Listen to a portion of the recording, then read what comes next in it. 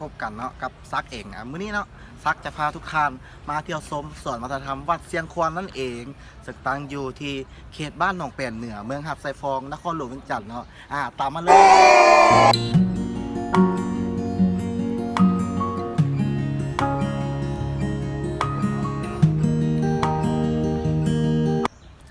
เนาะสลักเขาเข้ามาในแล้วจะเป็นสถานที่ท่องเที่ยวหรือว่าเป็นรูปปั้นประติมากรรมอันเก่าแก่และหลากหลายอย่างที่น่าสนใจ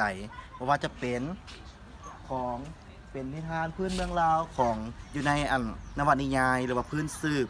ของตำนานเจ้าเนาะนี้นั่นก็แม่นนี่ก็แม่นของเกษียณหรือว่าหัวของเท้ากบิณพรหมส่วนสิ่งที่อ้อมข้างนี่แม่นพระธิดาหรือนางเทพธิดาของเท้ากบิณพรหมทางเตี้ยซึ่งฮอดยามฤดูสงกรานต์หรือว่าพดส่งน้ำเพื่อจะได้เอาน้ำมาพดส่งพ่อของเพื่อนเองเนาะซึ่งมาเฮาจุดนี้เนาะจุดนี้นี่ก็แมนบันไดทางขึ้นสวรรค์ซึ่งบอกถึงการสร้างความดีและความซัวเนาะคนที่เฮ็ดดีทำดีก็ได้ขึ้นสวรรค์ถ้าว่าคนที่เฮ็ดซัวโลบดีนั่นจะได้ลงนรกเป็นพื้นและนวนิยายพื้นสืบขอในอยู่ในจัดอยู่ในวรรณคดีพื้นเมืองลาวของพวกเรานั่นเองเนาะโดยสำหรับผู้นี้เองเนาะเป็นผู้ปั้นกบกินเดือนซึ่งจัดอยู่ในนวนิยายหรือพื้นสืบและวรรณคดีพื้นเมืองลาวตัวอย่างจะเป็นฮุบกบตัวใหญ่แล้วจะมือสองเบื้องของกบจะจับเอาเดือนนั้นไว้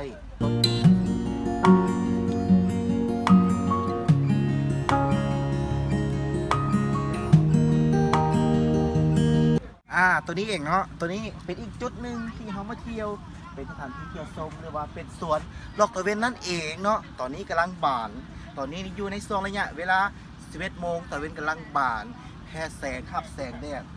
ส่วนเลี้ยวไปทางในเนาะเนื้อที่ของสวนตะเวนนี้ประมาณไร่หรือว่าไร่ครึ่งนี่แหละไร่ครึ่งเนาะพี่น้องเนาะจะเป็นความงามกำลังเบ่งบานออกในช่วงตอนเช้า10 โมงครึ่ง 11 โมงและ 12 โมงตะเวนจะบานออกเนาะ